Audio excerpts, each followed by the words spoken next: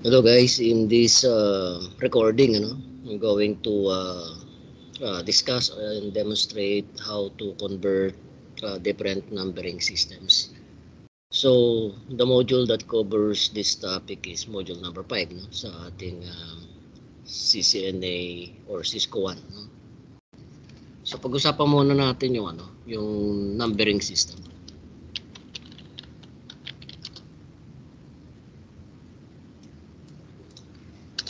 So we have three numbering systems na pinag-uusapan sa networking. No?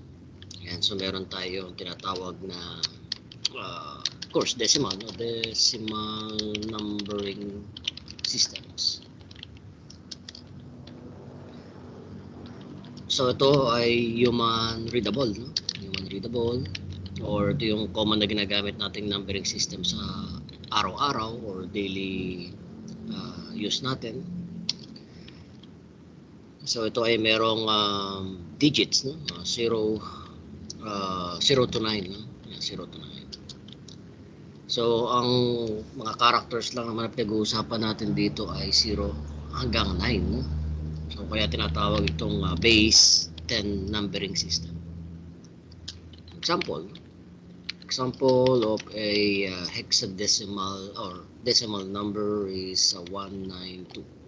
Okay? So, bakit 192 yung ating example? No? Alam naman natin 0 to 9. No? Kunyari ito, nasa range 0 to 9, di ba? Yan, ito lang yung number natin dito. Yan, 9 and 1. So, 192, kung isusulat yan sa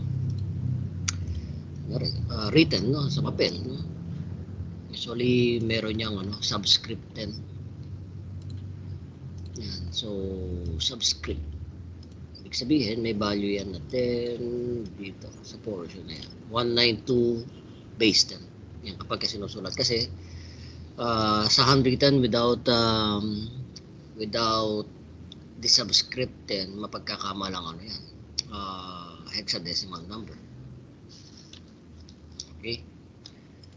So, next we have binary numbering system.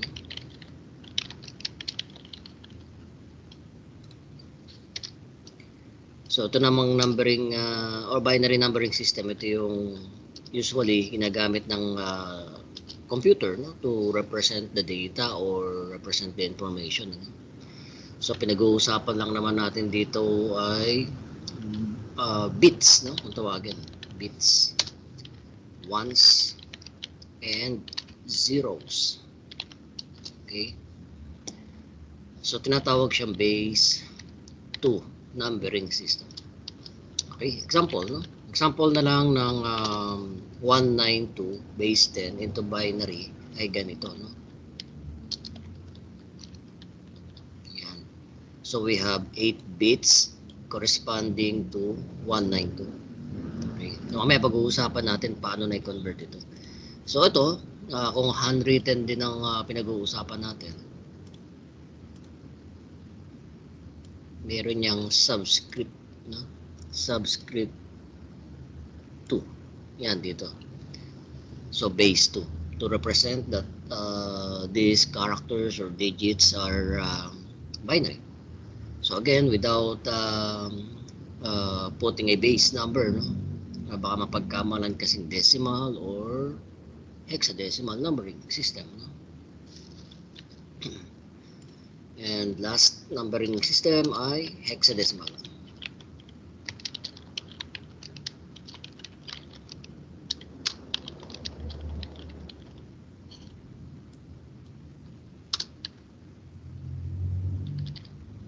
So, pinag-uusapan natin dito characters from 0 to 9 and A to F. So, ibig sabihin 0 to F. No? So, base 16 numbering system. Common itong hexadecimal number na ginagamit as addressing scheme sa hardware. Ano?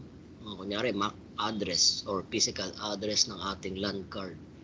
Pwede ring IPv6 address. No? Pero common na makikita nyo to sa mga microchips, no? Na nakalagay 0x 0x tapos kunyari 19, no? Ganun, hexadecimal 19 ang ibig sabihin nun. Okay. So, example of an hexadecimal number, no? Kunyari ito, convert na lang natin ito in hexadecimal number. Ang rule sa hexadecimal number, of course, no, sa 8 bits na yan, nahatiin natin by 4 bits, kaya naglalagay ako ng space dito. Yan. Pwede ko naman siya dikit ng ganyan, pero minsan nakakaduling yan. No? So, ginagawa ko ganyan, by 4 bits. No? So, ito, isang grupo ito. Isang grupo din ito. So, kapag ito ay kinompute for hexadecimal number, of course, ito, may value yan. No? Ganon din ito. Yan. So, ito ay value 0, and this is value 12 or letter C. No? So, ibig sabihin, meron tayo C0. Base 16 ito. No? Base 16. Or pwede rin naman i-represent yan as ganyan. 0x C0, ibig sabihin hexadecimal C0. Pero ganyan na lang. Okay. So, now pag-usapan na natin yung conversion. Ano? Kasi mahalaga yung conversion ng numbers na ito. Lalo na kapag pumunta na tayo sa topic na IP addressing, ano? Saka MAC addressing. Okay. So, sa networking, meron tayong ginagamit na notational value. Ang isang character kasi, halimbawa letter A, or kung anong letters or numbers yan sa ating keyboard, 8 bits yan kapag convert sa binary. Yan. Ang notational value or power ganito. No? Kunyari, start tayo ng 2 raised to 0 is equals to decimal 1. 2 raised to power of 1 is 2. 2 raised to the power of 2 is 4. 2 raised to the power of 3 is 8. 2 raised to the power of 4, 16. 2 raised to the power of 5, 32. 2 raised to 6, 64, and so on.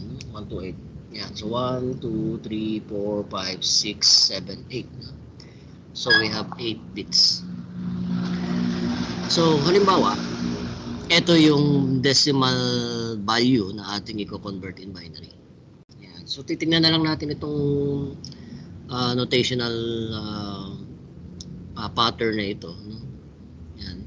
So, usually, ito yung focus natin na i-add dito. No? So, hahanap tayo dito sa, kunyari, sa 1 to 8 hanggang 1, na kapag ka-inadd natin, mag-i-equal dito sa decimal value. No? So, yung mga numbers na involved na para mabuo itong value na ito ay lalagyan natin ng 1.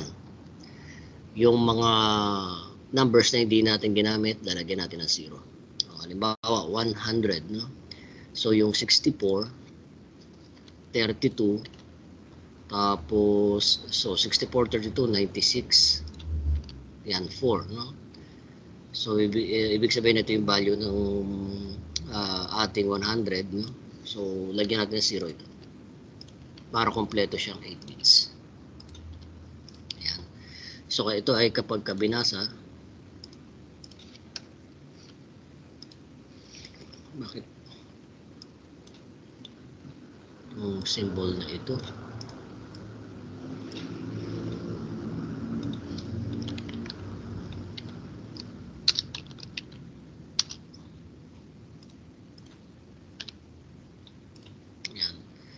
So, ito ay kapag ni-read ay simula dito sa right side. Ano? So, 0, 0, 1, 0, 0, 1, 1, 0. Okay? So, ganun siya. No? Pero syempre, kung kabisado nyo na to, kahit saan kayo mag-umpisa rito, basta tama yung pattern. No? Ayan. Again, 100 decimal in binary is 1, 64, 32, and 4, or 96 plus 4. Okay? So, next, 168, ano? 1 to 8 ang pinaka mataas dito sa value ng 8 bits na ito. Okay? So, usually, kung mataas yung decimal value na hinahanap natin, kasama lagi ito sa i-add natin. No? So, ibig sabihin, itong 1 to 8 kasama yan.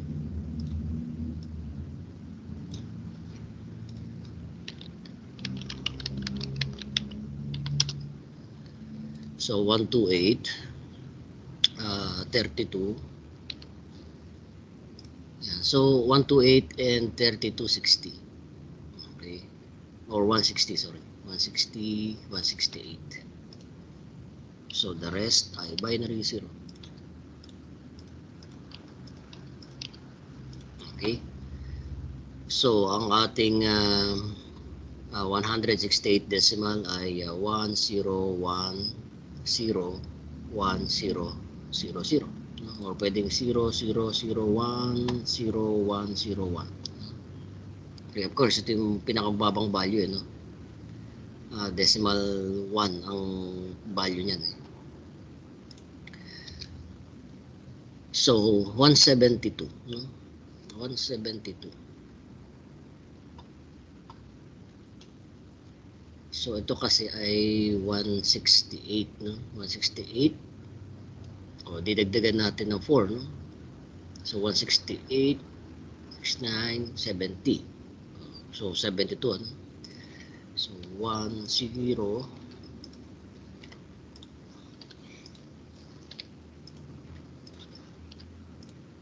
Ayan. So yan yung value niyan. So pwede nyo paglaruan itong notational value. Start kayo na 0. Hanggang umabot kayo sa all binary 1. Ang magiging value nun ay 255 maximum in decimal. Ano? So ibig sabihin, gawin natin binary 1 ito lahat. I-add nyo yan. So 255 ang value. Okay. So paano naman ito? No? 260. 255 lang naman po yung maximum. Okay. So sa computer, di ba, meron tayong 8 bits. Usually, naglalagay ng spacing yan para sa separate another 8 bits. You know? Okay. Pero for computation, okay, para makuha tayo ng higher than 128 na value, manghihiram tayo dito ng, ng notational power. So 2 raised to 8 is equals to 256.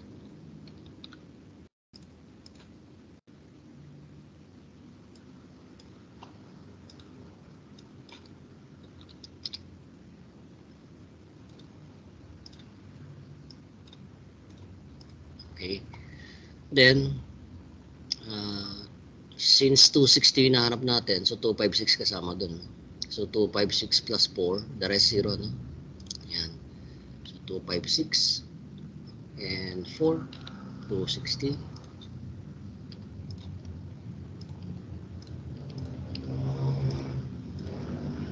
Yan.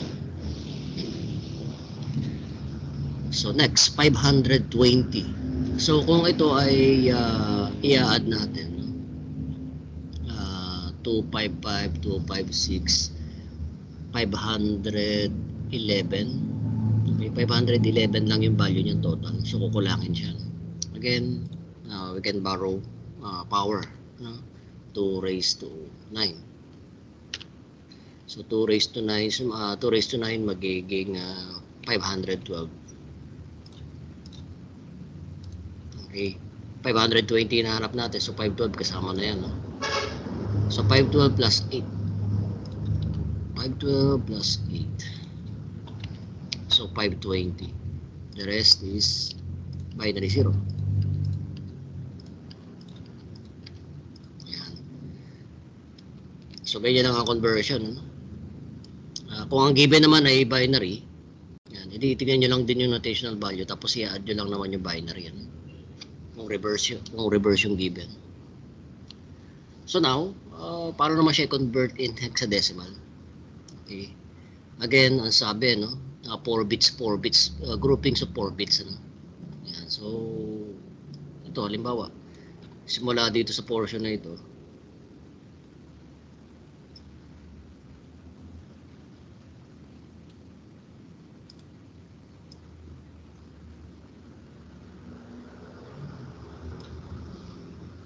lagyan natin siya ng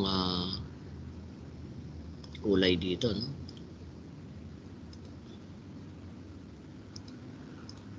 Yan yung portion na yan.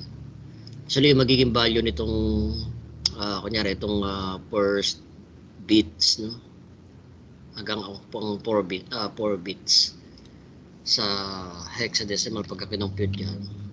Eh, no? 1, 2, 4, 8 pa rin naman siya. Okay.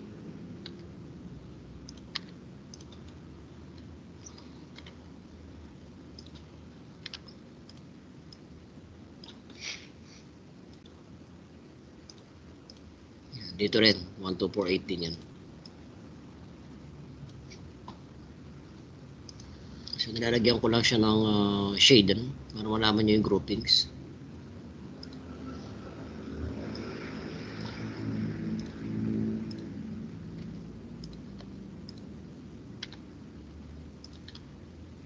Okay, of course, dito. Tutusin, pwedeng highlight natin ito, no? Pwede insert tayo. Insert. Yan. So, 1, 2, 4, 8.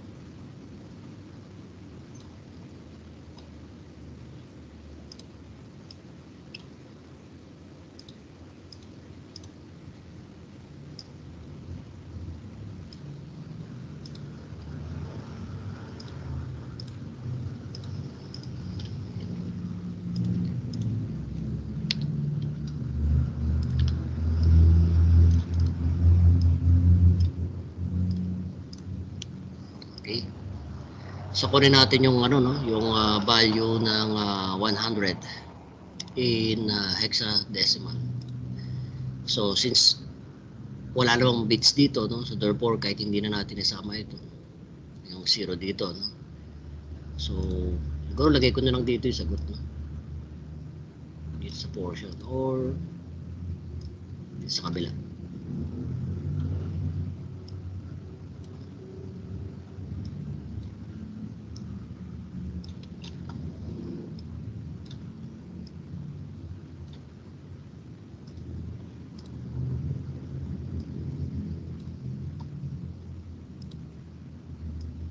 May konting margin, ano. So yung 100 in hexadecimal ay ito, no? 4 and 2 is 6. So dito sa left column, no? Tapos sa right column natin ang value ay 4, so 64. Yan, 64 base 16.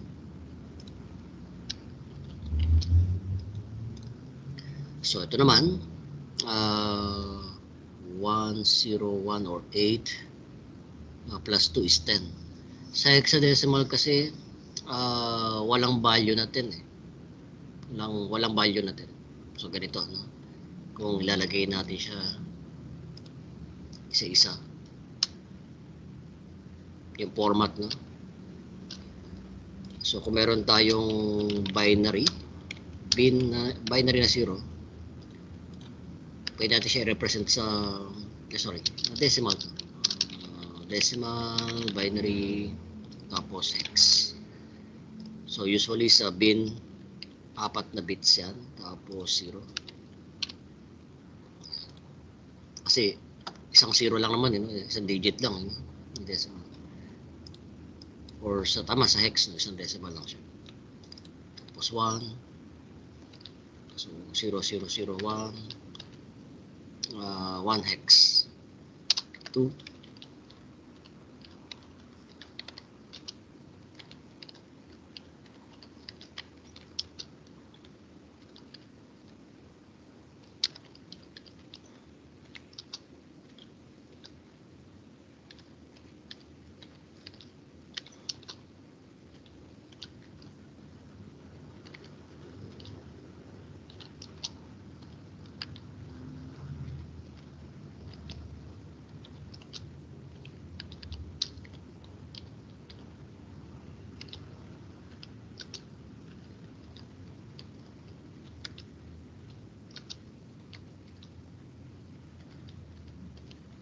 letter A po yan, no?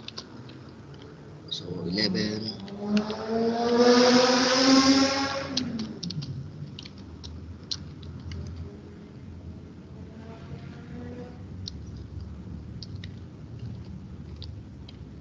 so 12 is C, 13,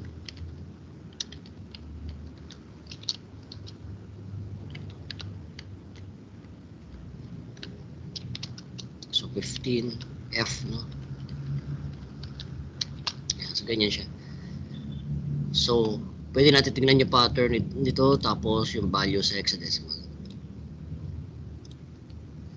Okay, so 1010 is letter A, A8.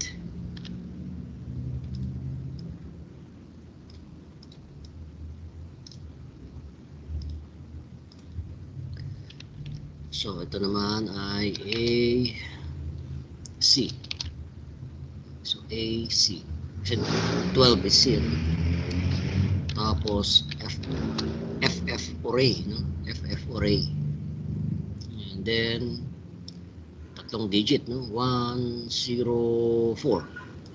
So, 104. So, dito naman ay 208. Yan. So, ito yung kanyang value sa hexadecimal. No?